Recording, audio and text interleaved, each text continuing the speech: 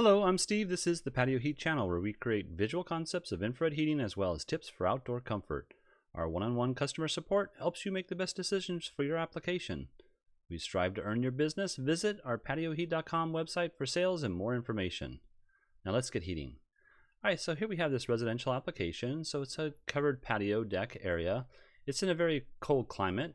Not sure if there's going to be any fans or anything of that nature in the area here. Also, I'm not quite sure if this is a sliding door or a door that pivots or swings out towards the patio itself. There's a couple of other, I believe these are fixed doors, and I think that's about it. Let's go ahead and look at the overall dimensions. So overall dimensions, we have 24 foot 3 inches by 10 foot 3 inches. We have a height over here of this post at 8 foot, we'll call it 8'4", and then we have apex up here at 11.2. Door I have here is at 6'7", so if it swings out, it's going to swing out somewhere in the nature of 3 feet 3 inches, something like that, that nature. But I'm not quite sure that that's going to matter at this point. I do have rafters built up in here. Not quite sure if they're going to be exposed or if it's going to have a cover. If it does have a cover, it's not going to be that critical as far as the placement I'm going to show here. So let's see if there's anything else. I did get a whole floor plan of the area. So this just shows you that I'm pretty close to being on scale here, I believe. And again, it could be off a few inches. I think this is actually 24/6, but yeah, a couple of 3 inches is not going to matter. So, all right, let's go ahead and turn that off and see what kind of options we can do here. So the first option I would probably do in this application, because of the environment and how cold it does get, I would go with a CD 6024 and I'd use a control system, or at minimum duplex switch. A duplex switch would allow you to turn one element on, one element off, or both elements on. Also, a control system will allow you to go from 1% on to 100% on. And so what I did here is essentially just taken the units and placed them on this beam right here, centered within the beam, and then centered within the opening space right here. So you can see here, I roughly am at about center here in the space.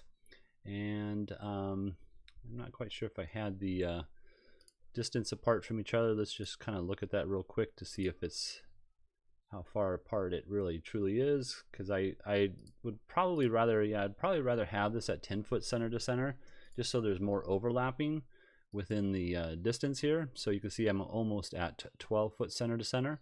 So I would prefer 10 foot center to center, but I'm not quite sure how the seating layout is. I just have some reclining area here and then a dining space over here. So if that is a little bit different and there's more of a space that's going to be utilized in the central area here, then you would definitely want to go with a 10 foot center to center on the heaters if you can. So that is that. We do have clearances to combustibles on this particular application with a vertical mount. We need 12 inches from the top of the heater, and then using the OEM bracket 30 degrees out from straight down 30 degrees. And you can go a little bit further, but the footprint of heat won't penetrate the edge over here so much. So let's just go ahead and turn that on for a second, take a look at that. But you can see with that mounting option, that will not be a problem. So, you know, like I said, even though you can see the clearances here, this is clearances to combustibles with a idea that this is wall mounted or vertical mounted, then you can use the OEM bracket at that 30 degrees, and that's fine. You can't come down any further than that. So anything else here? I think that's about it. All right, let's go ahead and turn that off for a second. I'm just going to erase that dimension here. There we go. All right, let's look at the footprint of heat. So you can see here with the footprint of heat, we're getting a pretty good coverage. Now this is going to obviously be a warmer spot than this outer side over here. And if you're standing up here in this, near the door here, you're not going to receive any of that ray in your upper body.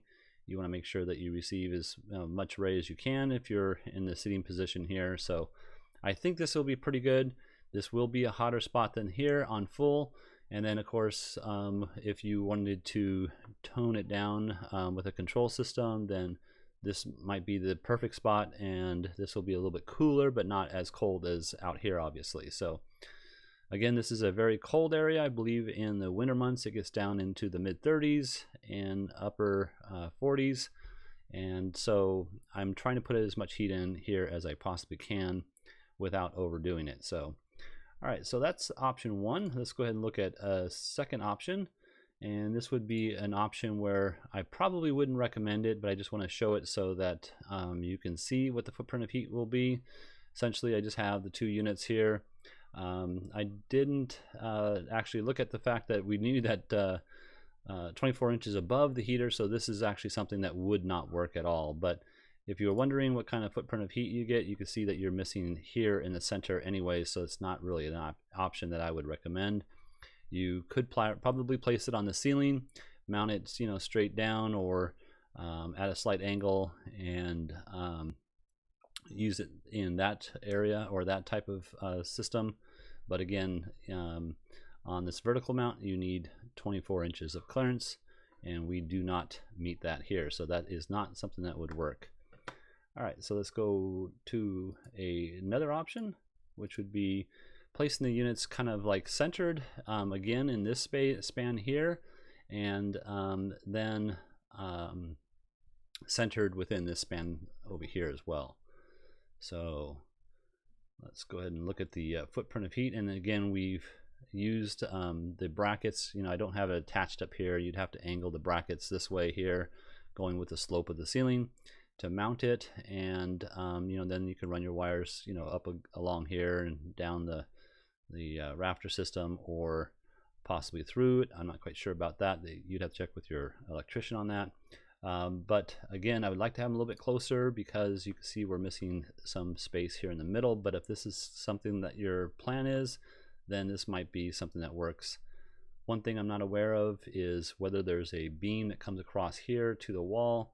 If there is, we need to make sure that we utilize or keep a clearance to that. So my recommendation would probably be to move this unit here slightly, so that it is more towards the center. And again, like I spoke before, let's just see, that's 24.